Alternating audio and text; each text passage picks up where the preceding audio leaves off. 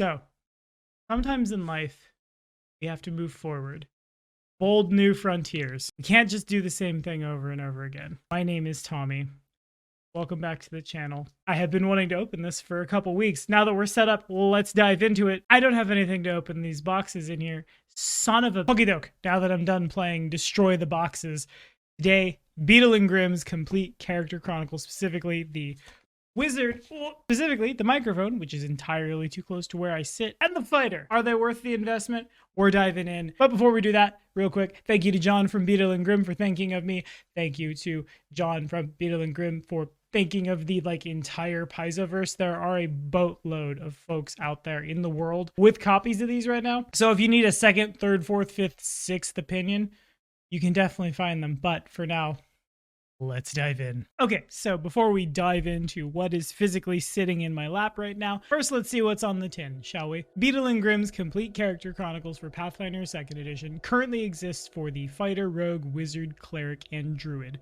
So not everyone, but of the 20 classes that you can currently play in 2nd Edition Pathfinder, 5 of them have books, and becomes a worse fraction when Dark Archive drops in August. We're not worried about that right now. Said books are advertised at over 200 8.5 by 11 pages with a vegan leather cover, a binding that lays flat, a dry erase battle tracker because we don't like burning through scratch paper in combat at our IRL tables, that's valid, and complete rules from the player's guide and the APG for your class and your class only. The book is divided into 3 parts. The first, 20 to 25 pages of character sheet to capture all the things about your character, as well as a literal birth certificate. Second part, the rules. Third part, fold out pages for sketching, death certificates, because that's morbid, why not? And pages to record details, session notes, so on and so forth. These will set you back $40 a head, which, while being a far cry from the most expensive TTRPG upscaled thing I've ever seen in my life, is not cheap. So what exactly sets this apart from the composition notebook, which could theoretically do the same thing? First things first, the quality. Quality and attention to detail will 100% be the thing that sells me if I'm going to go buy something extra. This will look very good on a shelf years down after this particular wizard's story has come to an end. And, also on top of that, if you ever want to upsell something to Tommy, son of Harry, in fact, dumb art like this will 100% do it. So, right out the gate, page 1 of the thing, our certificate of birth, our name, our place and date of birth, our ancestry and gender, our parents if we know who they are, as well as the various things that are important. Ominous birthmarks, inherited quests, whether or not you're raised by evil wizards, good wizards, or average wizards. BRB opening the fighter so I can see if there's the same text there. In this case, we're looking at birthmarks shaped like weapons being raised by the local legion, town militia, or the foreign legion, a very important... I'm dead. Okay, on that alone, that's almost enough. The tongue-in-cheek is appreciated. Honestly, that's almost enough right there to make 2 separate videos because of the detail across the various pieces of the set. We're going to stick to the wizard because the wizard is going to have way more shit going on, and indeed, wizards need a lot of pages because what spells have you prepped today? What spells are in your spell book? How many spell slots do you have? Random supplies you're carrying, your money. It's literally all right there in the beginning, as well as several places where one could plug in their various feats as they level up. It looks a lot like Path Builder, just, real. Whole pages for summons. A physical page for your familiar, your spellbook, places to plug in the spells which this is probably the first part I don't like because you definitely could get more than just this in first level spells. I understand here's 5th, 6th, 7th, 8th, 9th, 10th at a little bit less. This will eventually get a little crowded. Oh, never mind. There's a spot for additional spells. All good. Additional pages for your archetype. A place to plug in what your feats do so you can just look at your abilities at a glance. A page for leadership, because why not? Who knows if we'll need it. A page for PFS as a plug for PFS. Well done. and a sweet bookmark. Obligatory PFS plug, hooray. A page for important people, because it's really important when your GM gives you a name, you instead shorthand red-haired elf woman, and then keep it here so you remember who they are. and all of their friends. Your quest log, important for questing. And this really, wow, that's huge. Look how long this is. Not one, but two separate bookmarks, so you can mark where you are in your notes and where your spellbook is. Incredibly convenient and also quite pretty. Longer quest log. God, even looking at that's enormous. The name of the quest, the details of it, what you're supposed to do, various milestones, the outcome, your rewards, and various notes at the bottom. Literally all you ever needed to track quests as you're getting them. We won't go in incredible depth for the rules for the wizard class. There are many videos on YouTube if you don't know how to play a wizard. I 100% suggest those first, but oh my god, there's so much here. Your class feats, your what the basics of wizards do, aka how like Arcana works, as well as a group of chosen archetypes with our choices, though my camera is being rude and not wanting to cooperate being here. The Archaeologist, Blessed One, Beast Master? Yeah, all right, sure. Familiar Master, Lore Master, Martial, okay? Medic and Ritualist. This all kind of looks like it was ripped straight from the APG, which is unfortunate. I was really hoping for a distinction as to why the Martial was chosen. Because I'm sure we're all asking that question. What did they choose for the fighter? The Bastion, Bounty Hunter, Cavalier, Martial, Mauler, Medic, Sentinel, Viking, and Weapon Improviser, which all make a little more sense to me. Though Ritualist, obviously, wonderful choice for a wizard. And then rules on your familiar, and then extra familiars, and then even more stuff. Convenient list of cones, that's good. We like that. But again, without diving too incredibly hard in it, I'm just going to turn up. This is how many pages of the book are dedicated to literally just the rules as they apply to your class. Which, honestly, probably the thing I like the least so far from what I've seen, because some of it kind of just straight up doesn't apply.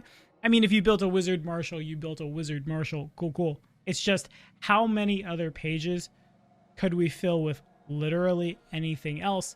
The journal, wah. Yep, that's journal, all right. Indeed, a large portion of the third part of the book is just big open spaces to write your notes. It's not entirely that, though. I really like these random bits of art, flavor text you see as you go forward, because it breaks up the monotony and, again, makes it strictly better than just going out, spending a buck, buying a composition notebook.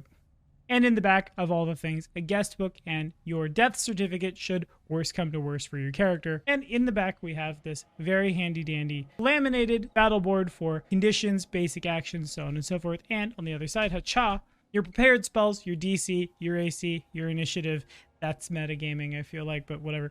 Your AHP, your wounded condition, all of the things you need to track in-game that you wouldn't necessarily want to take up space in a fancy product like this. Without going into grave detail on the fighter, other than this art of a keep, which is kind of cool. In lieu of things like spells and junk, which you wouldn't need at all, you have pages for weapons, pages for specific weapons, specific shields, precious materials, things of that nature. And, well, this. Let me prove I can make you a frontline fighter. Are you fed up with being soft, frail, and weak? Yeah, same. We approve. So, in total, what do I like? What don't I like? On the one hand, it's a really, really nice, really extra thing to hold on to a character that often becomes a very treasured part of our lives. Is this for your one-shot fighter? No, not at all. But it is for the fighter that you're planning on playing for the long haul. It is for the fighter who you want to memorialize. It is for the fighter who you want to live on your bookshelf for all of time next to your core rulebook. I'm kind of sad that I'm not currently playing a fighter or wizard anywhere. I would 100% use these. I also like the random bits of art that aren't necessarily a part of the thing you paid for, but are that extra pizzazz that I love seeing when I'm purchasing extra AF TTRPG stuff. Y'all can't see it because I haven't set it up. I used to play a boatload of Magic. I'm planning on getting all of my mats framed and hung up because, indeed, I really like spending money on cool nerd art, and cool nerd art exists in this book. I also really like, though obviously it will be superseded in time, that there are extra spots all over the place in these books for the optional rule sets as they may apply to your campaign without necessarily like cutting out other space to have included them, or having to, like in the note section, scribble down real hard and be like, this is where I'm tracking leadership right here. Yeah, This is where I'm drawing what our keep looks like. No, there's literal grid paper in the notebook. As for what I do not like, first and foremost, call me a completionist. Call me a guy who's playing a Magus on Wednesdays and maybe playing an inventor on a podcast with some people soon. We'll see more on that if it happens. More specifically, is not playing a fighter, druid, wizard, cleric, or rogue at the moment.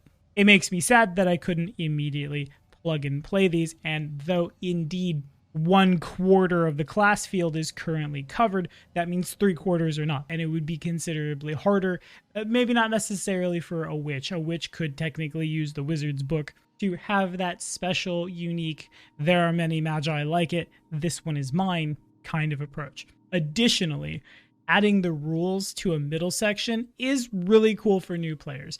I know Beadle and Grimm is currently trying to break out into the Pathfinder world from 5th edition, which I think is dope. The more the merrier. That said, I feel like most people in the Pathfinder community, by the time they are buying these very extra sorts of things, they know what Archives of Nethys is, or at the very least have a working grasp of how the character works, such that you don't necessarily need to go back and reference the exact rules as written in a book copied and pasted, or focus points. Honestly, I think we would be just as well off having a page dedicated to here's how you calculate the formula for your spell DC. Here's vaguely, in a very brief, simple, take up 1/4 of the page, focus points. You get them like this. They stack from multiple sources. Can't have more than 3. Refocus, as opposed to the very big, long thing. And while I think it's cool to have your various high-level magic items baked into the book, it does also take up space that literally exists online for free. That extra space could have been more notebook space. Lastly, the inclusion of recommended archetypes is a really neat concept, but in execution, it doesn't work so well at all. I could see a wizard beastmaster having that 3rd action floating to command their monster to go attack after they have 2 action fireballed. That makes a certain amount of sense to me. Martial for the class that doesn't want a high charisma score feels contrived and weird and not a great choice. It sort of feels like playing a video game. Early Kingmaker was kind of like this, where it would recommend you take a certain feat, and that feat would be meh at best. At the table, I 100% feel that you should take the thing you want to take and should not be punished for suboptimal choices.